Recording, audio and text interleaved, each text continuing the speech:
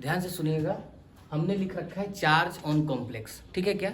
तो कॉम्प्लेक्स का मतलब क्या हुआ, जो पानी में पूरी तरीके से जो नहीं टूटेगा उसे हम लोग कहाँ लिखते थे बाबू, स्क्वायर ब्रैकेट के अंदर। आ रही बात समझ में। और उसी स्क्वायर ब्रैकेट पर क्या पता करना है बाबू, हमें चार्ज पता करना है। आ रही बात समझ में। तो ध्यान से देखते हैं, पहले पढ़ लीजिए। It is the sum of oxidation state of metal ions and neutral molecules या आयंस। एक बात बताइए, हम लोगों का जो कॉम्प्लेक्स हुआ करता था वो किससे मिलकर बना होता था।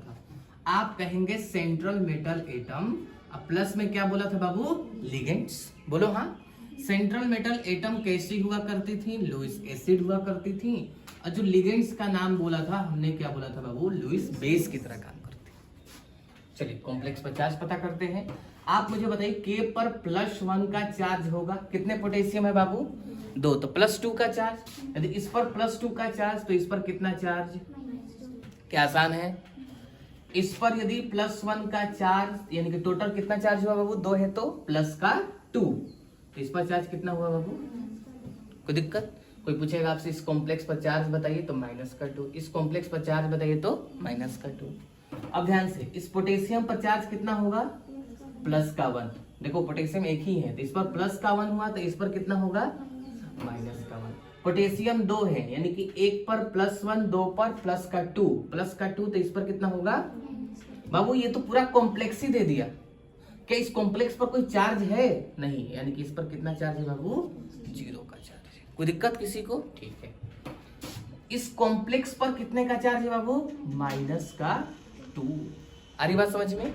इस कॉम्प्लेक्स पर कितने का चार्ज है बाबू, +3। अब आइए जरा ध्यान देखते हैं 8 नंबर पे।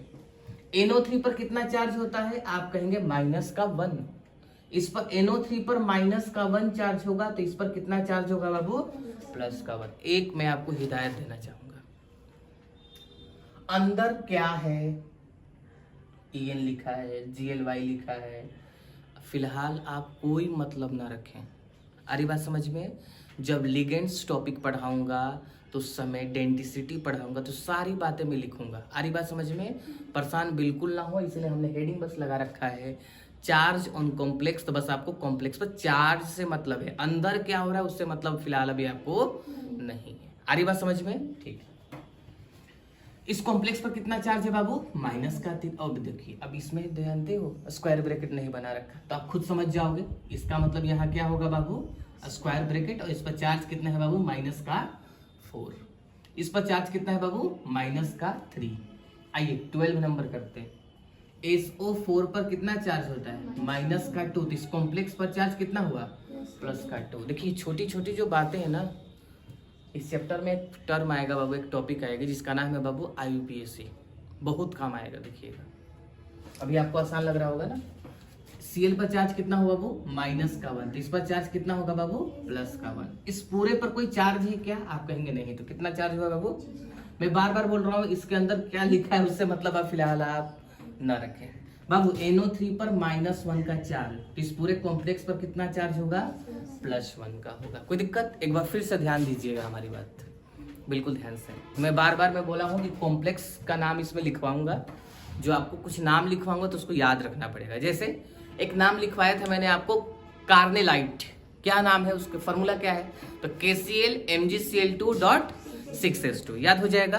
पोटास एलम का क्या फॉर्मूला है बाबू, K2SO4.Al2SO4 का होल थ्राइस .24H2O। कोई दिक्कत।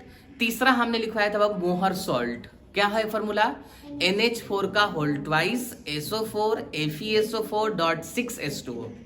आ रही बात समझ में बाबू। याद करने वाली चीज उसे बार बार लिखकर आपको याद करनी होगी।